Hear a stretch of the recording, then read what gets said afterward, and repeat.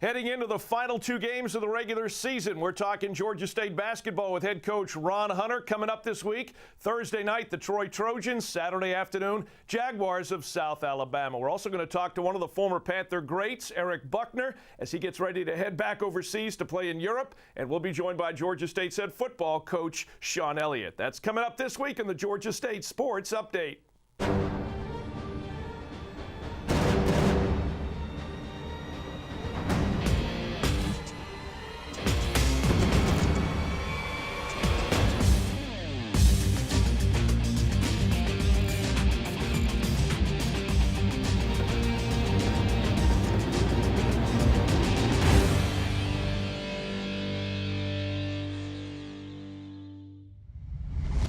Hi again, Panther fans, and welcome into this week's Georgia State Sports Update, otherwise known as the Ron Hunter Reality Half Hour. He's got the first two segments of the show each and every week during the college basketball season. And, Coach, great to have you in studio again, just back from Texas. And a win at Texas State, an unfortunate loss at the University of Texas at Arlington. 2 games to go this week, Troy and South Alabama here in the arena.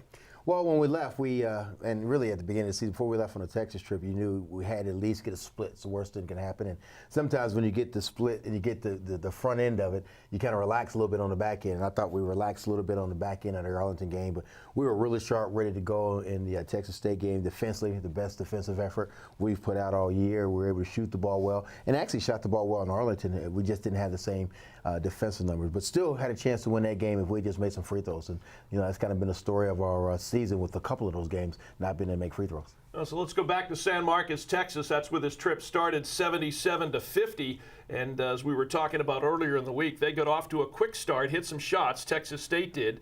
They're an interesting team as well because early on in Sun Belt Conference play, they were kind of hovering around that second or third place spot in league play. And, of course, we knew at the time there was still a lot of basketball to go. But sure enough, now they've started to fall a little bit. And even though they got off to a little bit of a quick start the other night in San Marcos, we played defense the way you wanted them to play defense. And offensively, they were clicking on all cylinders, and I'm talking about Georgia State. Yeah, it's funny, when we played Texas State the first time, they were a game ahead of us. And we needed to catch them, and they haven't won since we beat them, of course, at our place. And so we knew that what we were trying to get to, we knew we could secure second place with the win Thursday. And so we came out and really just played. I was really happy that we played, especially after the first media timeout defensively. I thought we were really good. They started listening to me after the first media. It's amazing how my players do that. We kind of felt really good about ourselves. We got back to being that good defensive team, and that great defensive team, being the best defensive team in the league. We were challenged because everyone says Texas State happens to be the best defensive team. And I think our guys wanted to prove that, and holding to 25% shooting, we were able to kind of show why we can be a great defensive team. Yeah, they scored 50, which is in and around the area. Between 50 and 60, Texas State likes to score. Because the score in the first game in Atlanta was 54-50. Georgia State won that ball game, but this time we scored 77. I don't know that they can score 77. Well, when you play a team like Texas State, it puts more and more pressure on them. While you're scoring, it makes your defense better because it adds to a team that struggles a little bit offensively. Then all of a sudden they start pressing to take shots, and then they're taking bad shots and they're missing their shots, and so your field goal percentage defense tends to get better. That's why a lot of times your offense can help your defense in that regards. And so I thought we did a good job of just keeping pressure on, and we were scoring out of the gate. We shot the ball well, and it kind of snowballed into that type of win. There was a stretch of between the end of the first half, and at some point in the second half, went 14 minutes and 17 seconds, did not allow Texas State to score a field goal. Yeah, what's great about that? We've done that a few times this year, man. Yeah. When you can hold teams, we were doing it early a lot because we weren't real, our offense wasn't clicking. And so, we were trying to hold teams and win games that way, and we were. And that's why I like where we are with this team, especially going into this conference tournament, because I think we can win it in a different way. We can win in a defensive battle. We can win if we had to go score 80 or 90 points, and we've shown we've done that. And so when you can have a team that can win in versatile ways, it really helps when you get to conference tournament play. Well, DeMarcus Simons led Georgia State with 19 points in the game at Texas State. He had, I guess you would say, he had a pretty good road trip. He joins the 1,000-point Georgia State scores group as he goes over 1,000 points with the points that he scored at UT Arlington on Saturday. It's amazing in that short period of time. You know, I know RJ's in that group and Ryan Harrell's in that group, and we've got a couple other guys that have scored 1,000 points in less than 53, 54 games. That's amazing. I think I could have done that. You know, I didn't play the three-point line, but if I had played, man, I would probably be the all-time leading scorer in the history of basketball. But I didn't have a line. Here we go. I didn't have a line. There were no shot clocks back then. I know it shows my age a little bit, but I tell my son this all the time. It's a good thing that I didn't play in his era because I would have shattered all the records. And there was no three when you played? There was no three. And you know what else it wasn't? Any film to prove anything that I'm saying. so it works out. We got to get Mike to dig up some video. No, he's tried. Trust me, he's tried. Actually, it's 8mm film going back to your days at Miami of Ohio. No, that's an impressive thing for those guys to be able to score that many points in such a quick time. I mean, that's an amazing stat.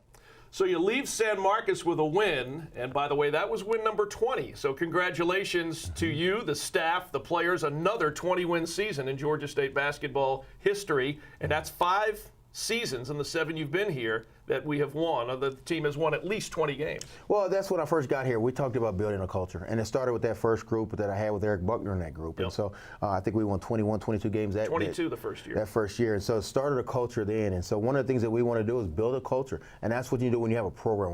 You know, there are a lot of teams around the country, but there are a few where you have programs. Right. And we've developed a program where we can win games.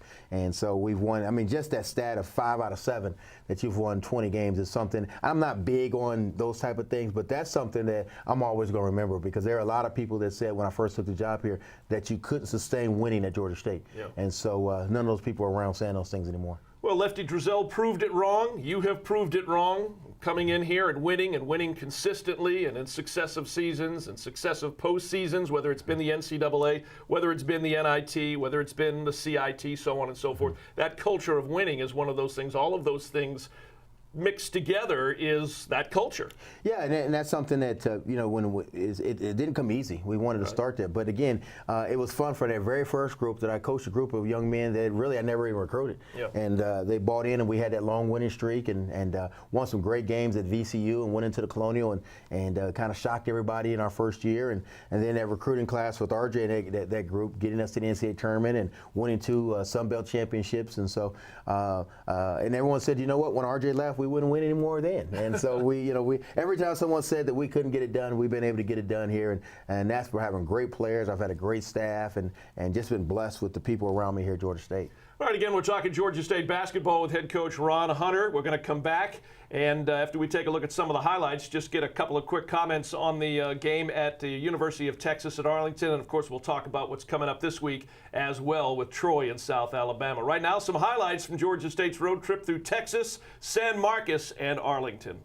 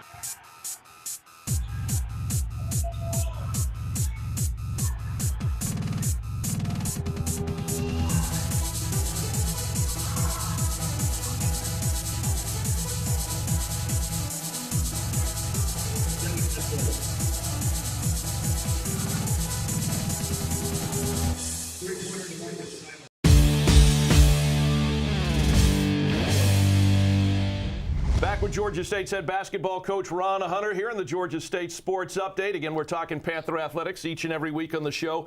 Before we look ahead to Troy and South Alabama, 89-81 the final score at UT Arlington, and they've put a couple impressive wins back-to-back after getting off to a little bit of a rocky start, and it will be interesting to see how they finish up the regular season and go into New Orleans. Yeah, we played Texas State and we clinched the 2 seed that day, and I knew the guys we knew we couldn't get first, but we knew we had clinched the 2nd seed, and as a head coach, I decided to let my assistants coach in Arlington. Those guys always thought they want to be head coaches, so I let them coach. They lose the game. I wanted approval points, so now I'm going to take back over this week. No, I'm just teasing. But no, again, I did think that played a part of it. I think we were on an emotional high. We wanted to finish second. We finished first or second in the Sun Belt every year we've been here except for one. That was something that we wanted to lock in. We also want that 2 seed. Yep. We wanted that bye. And so we thought we would sit, especially with the conference tournament, we could sit pretty well in there. And then we went into a buzzsaw and really still should have won the Arlington game if we had made free throws. It was senior night. The one kid, they had an extra 5 minutes. He proposed to his girlfriend. Yeah. How can you let? You can't beat a team. He proposed to his girlfriend. If she had said no, we probably win the game. The kid looked at me. I'm thinking, Coach, this is our last game. Can we win the game? And I think DeMarcus and those guys went 1 for 90 on the free throw line just because they wanted those guys to win. But that kid gets on his knees, the ring comes out, game over. And all I could think about during that game is that kid getting married during that particular. Wanting to get married, and I really wanted to sit him down and talk to him and explain to him what was about to happen to him. But no, it was great. I was happy to see that. That was kind of a cool moment to see a young man like that graduate senior class, and then he gets proposed. He does a proposal that day, so that was pretty cool. So we dropped that game 89-81 while we hit 15 threes. Yeah. 15 out of 37 behind the three-point line, and Devin Mitchell was having one of those Devin Mitchell moments where it feels like every shot that he puts up is going to go in. He ends up with a team-high 25 with 7 threes. Yeah, we came out at halftime. I think we were down 7. We took the lead, and then we just that's the thing about free throws, and it just killed our momentum. DeMarcus made 6 straight free throws, and he's a 76% free throw shooter, and so Devin Mitchell missed 2 critical free throws. A guy 80% free throw shooter, and so sometimes the coach, you don't have it, but we still had a chance, and that's what I like about this group, because again, we can win different ways when we need to be to do that, and that's why I have this anxiety, and I'm excited about the conference tournament. A lot of teams I can take into the tournament, and I'm thinking, man, we got to play this way for us to win. But I think that we can play any type of way to win those 3 games in 3 nights. All right, Kevin Hervey, who has received a lot of attention as well as DeMarcus. He had a pretty good ball game coming off the bench. 32 minutes, 28 points, 12 rebounds, and thank goodness that's a very senior-laden team. I know you're not disappointed that you won't have to see him much anymore. No, but I am disappointed on the Ron Hunter reality show that we talk about other teams. I don't like talking about other teams and other players. This is my show, Dave, and I want to be able to talk about my guys and talk about me. I think it's important that we do that. I'm with you. I don't want to talk about this guy. He graduated. He's killed us enough. He's a great player. He's going to be an NBA. No, he's a great player, man. He's lit us up every time we played him, and I'm so glad I never. I usually don't say anything to the players in the line when I walk up, yeah. But I gave him a hug and I whispered because I didn't want the cameras to see. I said, I'm so glad I'll never have to see you again. He is a great player, and they had eight seniors. I couldn't even imagine 8 of my guys leaving this year. That's a tough pill to be able to swallow. But so good. They won the game. We won it here. I feel good on anybody we put on neutral court, and that's what we'll have next week. All right, real quick. Troy coming up Thursday night, South Alabama Saturday. You want to finish with momentum and take that to New Orleans. Momentum sounds good, but I want to finish. That's the last weekend for my seniors. Yeah. And so I want our seniors to go out. We would love to go out with 22 wins. 22 is always a special number. I think there's another kid here that wore 22. Yeah. And so that's always that. I played with 22. You never asked me about me as a player. I wore 22 when I was a player. I was a great player, Dave. We got to get some footage of that. But you didn't ask me that. Troy's a good team. South Alabama, good team. Come out, watch my seniors play. I love this team. I think this is an NCAA tournament team. I will tell you, if we get into the NCAA tournament, we can win games in the NCAA tournament. We've got that type of team. All right, Coach. As always, appreciate it. Enjoyed it. It's over. Oh my goodness, man! We need more time. Who do I got to go to? Well, you're going to talk to head coach Sean Elliott because he's coming Coach up Elliott's next. on? Yeah. Oh, I'm staying. I got to hear what Coach Elliott has to say. You know what? He didn't even let me call a play this year. Every year I've been here, I've called one play. Every football season. This year, that's probably why they won. This year, I didn't get to call a play, man. Well, he's on the show. You could ask him. Will you ask him? Can I call one play next year? Just one. One play. All right, one play. That's all I want. One play. All right. I want to thank Georgia State's head basketball coach Ron Hunter joining us on the show this week. Coming up next, we'll talk to head football coach Sean Elliott. Spring football right around the corner.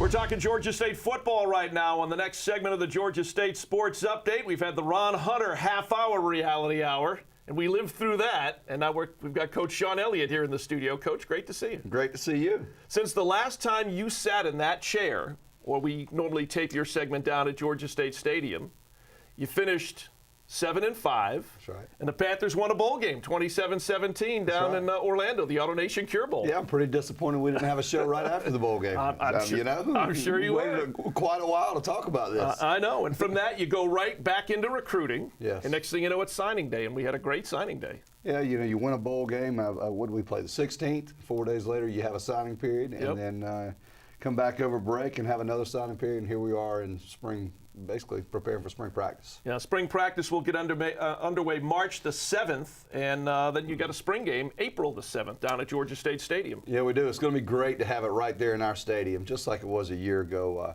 I think that day is going to be tremendous. Last year we held it at Grady High School, Yep. and it was a fine event, but I think this year is going to be really, really special. I actually think they're having the Panther Palooza that evening out there in the concourse area or wherever it may be there at the stadium, so it should be a big day for us. All right, well, let's recap signing day real quick. 17 in the early period. You and I talked about this in the radio show. 17 signed student athletes in the, we'll call it the early period back in December. And then you end up with, what, a class of 26? Yes. And so the second period, which we talked about at signing day down at the stadium, I think you signed, what, 7? Yes. Was it 7? Correct. So talk a little bit about the signing class. And, you know, as I went through, you got 4 offensive linemen, 5 defensive linemen, 4 linebackers. I mean, it looked like you really filled a lot of needs and built up that depth at a number of positions. Yeah, you know, when you have the number of scholarships that we had available, you're able to hit on every one of those positions. Offensive, defensive line is certainly you've got to take care of those positions. But we end up signing 3 running backs that we hope can come in here and help us and provide a little bit of speed along with elusiveness in their running style. So, you know, that was big for us. 2 quarterbacks. So, you know, we hit on everything from DBs to linebackers to D-line to O-line. You name it, we signed a pretty good class. So you feel pretty good about it. You mentioned the quarterbacks. You got a junior college kid who put up a lot of numbers, Dan Ellington. Yes. Then you signed a kid out of Alabama who I think, if you follow the 3 stars, 4 stars, was a 4-star, Swift Lyle. Well, I can't tell you about the 4-star, and I don't follow it very much, but I do like his name, Swift Lyle, which is a great quarterback name. Very solid football player. Won a state championship there, led his team, and so we were pleased to get him. But all in all, you know, every one of these guys, you go out and you're recruiting in hopes they're going to become great football players because they have all really have had good high school careers. But we'll see how they develop, see how they work, you know. A lot can change, but it was a good overall class. So good competition, or I should say continued competition at that position. With Yeah, what you would have coming back. Continued competition at all the positions. Yeah. You know, that's the great thing about it. And I tell our players, and they may or may not like to hear this, but I try to create competition through our recruiting. So we try to recruit better players than what we already have. Excuse me, what we already have. And either the guys on our team become better and they step up to it, or they get kind of pushed over. So that's what we're trying to do, create a culture of competitive spirit and drive, and I think we've done that.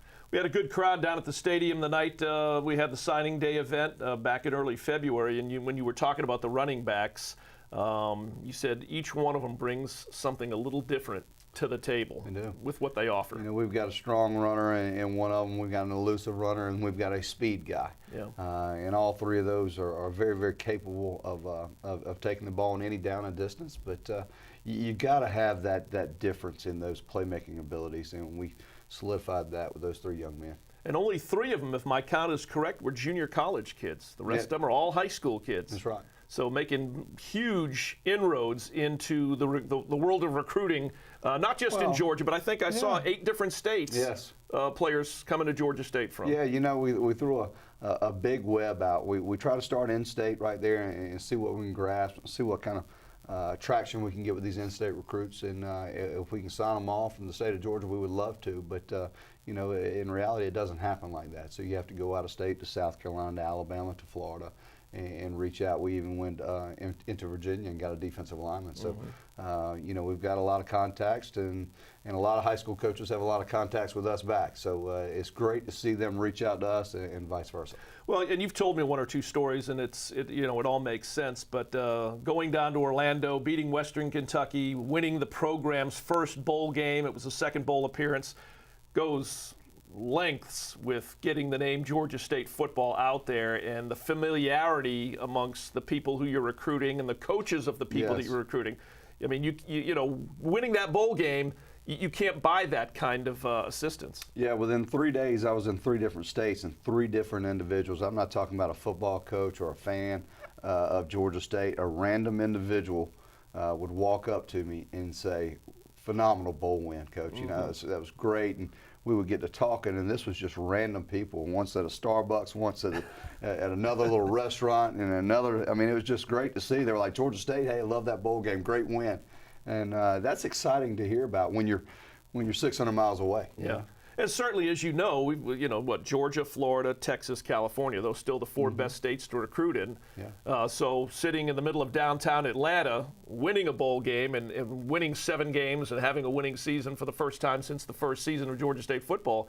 I mean, recruiting here, I'm not going to say it gets easier, but the road is paved a little smoother, isn't it? Well, it gets you into those individuals that you normally wouldn't get into with, especially, you know, guys that really follow recruiting and really follow, just for instance, the bowl game. So many recruits these days love watching the bowl games, and those things, when they're on and you've got that win and you're on that sports report that night, and they're paying attention to it, and, you know, for whatever reason, they may have all those bowls listed on a little sheet of paper at their home. They follow it that closely. And for us to have that big win over Western Kentucky is really, really special, and it throws us out there to the forefront. Yeah. Again, we're talking to Georgia State's head football coach, Sean Elliott. You got 2 new assistant coaches because you guys are now allowed to have 10. Yes. We lost one. Sam Shade went to the National Football League, to the Cleveland Browns, and you've added 2. You added Tim Bowens and Blake Gideon. Yeah, Tim Bowens comes from us from South Alabama, where he's the running back coach a few years down there. Tremendous man. I mean, I'm telling you, and so many times in this profession, it's about having the right fit, who can really communicate well with your other coaches and your players. And as soon as I met him, I had a great attraction that I could sit down and really communicate well with him. And we kind of hit it off right from there. And so it was good to hire Tim, and then we hired Blake Gideon from Western Carolina. Blake Gideon and I crossed paths at the University of South Carolina, where he came in with Will Muschamp in a defensive capacity. And I knew right away that he was actually a secondary coach, but for a lot of times Blake would be in my office sitting down watching the offensive line, trying to learn more about the craft and not just about his position group. He was coming on the other side of the ball. And again, we communicated very, very well. We could sit in a room together and relax and talk and say, "Hey, why do you do this? Why do you do that?" And then I could look at him and say, "Hey, now you're crazy. I mean, can't do that." So it was just a fit, and it was a natural fit, and both those guys jumped at the chance. It wasn't to say, "Hey, Coach, I think I'm going to go home and think about it for a few days." It was like, "Yes, let's get it done." Yeah. Well, Coach, great having you in here, and look forward to seeing you out spring practice, first day, March the 7th. March 7th, spring practice. Can't wait. You know, everybody uses the term exciting. I think the advantages that we have this year over last year is the fact that we can go out there with already having the knowledge of what we've done this past year. Yeah. There's going to be some new faces. There's going to be a new quarterback. A lot of unknowns, but we're so far ahead of schedule than what we were a year ago, just because of what our team expects from our coaching staff and what they expect from us. And I think it's paid dividends. Our first day of winter conditioning, I walked out, then I said, I wish we could pull up the film from a year ago, because it was utter chaos. I mean, I was like, what have we done here, you know? And it came in, and these guys really pushed themselves to get better. All right, Coach. Always great having you on the show. Yeah, thank you very much. I want to thank Georgia State's head football coach, Sean Elliott, joining us. Again, spring practice at Georgia State for Georgia State football gets underway March the 7th. Stay with us. Coming up, we're going to talk to one of the former Georgia State basketball greats. He's just about to head back to Europe. We're going to talk to Eric Buckner after this on the Georgia State Sports Update.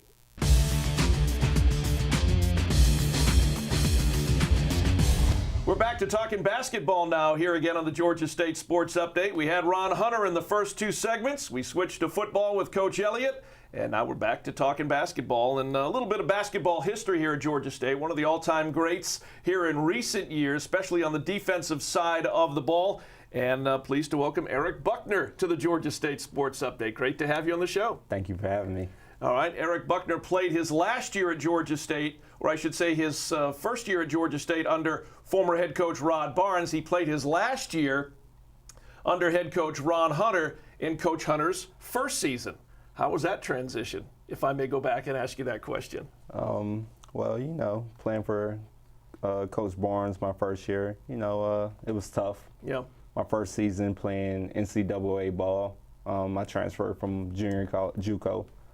And then, you know, playing for Coach Hunter the next year, it was a big improvement. Yeah. You know, we won a lot more games, and, you know, it was really good. Yeah, went from winning 12 games in your first season at Georgia State, and Ron Hunter, as he mentioned earlier, won 22 in his first season at Georgia State, your second season. Eric is second all-time in career block shots, 167, right behind Xavier Smith, who blocked 182 and helped lead Georgia State to their first NCAA tournament appearance back under Bob Reinhardt in the 1990-91 season. Again, you're one of the great shot blockers in Georgia State basketball history. Talk a little bit about the art of shot blocking and how you've become, other than the fact that you're about 6'9", how you've developed becoming a great shot blocker. I mean, defense was always something that I took pride in. You know, I like to score, but I hate getting scored on more than anything. So something that I took pride in, and it's all about timing. You know, once you start blocking a lot of shots, you know, guys start pump faking. So then, you know, it's all about timing. You have to read what they're going to do and just, you know. Yeah. Yep.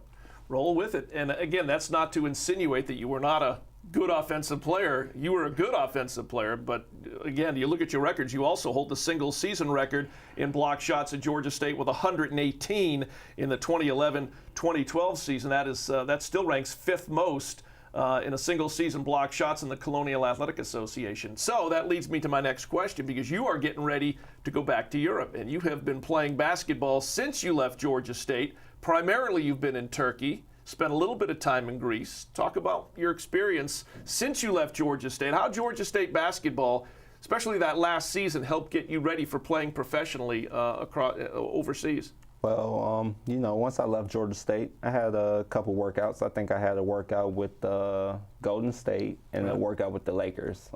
Nothing happened.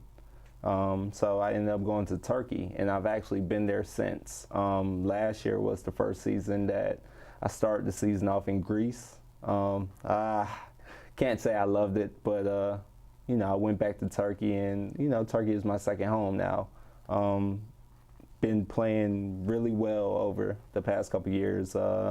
And, you know, at first it was a big adjustment, but I figured it out, and, you know, been going with the flow ever since. Real quick, as we wrap it up, take a little getting used to when you leave the United States to living in a new country, especially the first time you step off that airplane. Oh yeah.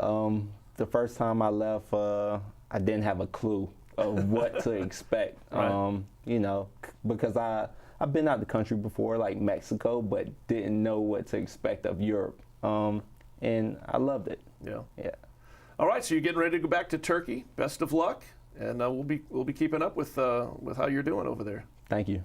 All right, I want to thank Eric Buckner, one of the all-time Georgia State greats, joining us here as he gets set to head back to Europe. Well, that'll wrap it up for our show this week. It's been an action-packed show with Georgia State's head basketball coach Ron Hunter as they get set to wrap up the season, the regular season, with Troy and South Alabama coming up this week at the arena. Spring football, we were talking with head coach Sean Elliott, and best of luck to Eric Buckner as he gets set to head back to Turkey to continue his professional career. So for the entire crew, Dave Cohen saying thanks for watching. We're here every week on the Georgia State Sports Update.